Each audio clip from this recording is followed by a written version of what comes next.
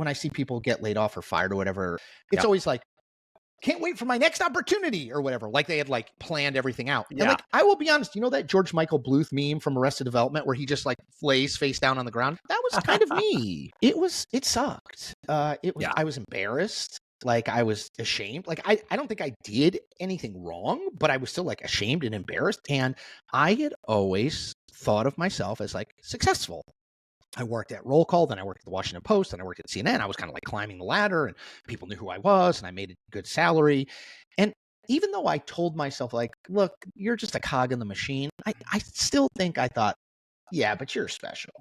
And not being CNN's Chris Cillizza and just being plain old Chris Cillizza was hard. CNN laid me off right after Thanksgiving 2022.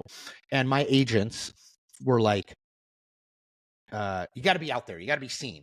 So in the spring, the White House Correspondents' Dinner happens, and there's a zillion parties around that. And my agency, which was UTA, they were like, we host a party. Just come and hang out. You know, it'll be good. You get re-entry. You're again like you're telling the story. You're not ashamed. You're getting out there and blah blah blah. Because at that point, it was like, well, I'll just get hired by another mainstream media outlet. Right? I just got to figure out how to do that. And I stayed for about 50 minutes and I talked to Kate Baldwin, who I love from CNN, who's the best. And then I was like, you know what? Nobody really wants to talk to me because I don't have something that they want right now.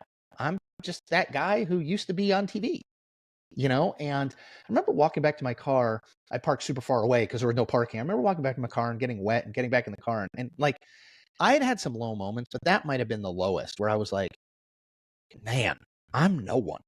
And I think that in retrospect was illustrative of how much I was using what people thought of me as the value judgment on myself, right? Like anyone who tells you they don't like getting recognized on the street is lying to you because it's incredibly ego stroking. And I love that. I love being on TV. I love being quote unquote someone.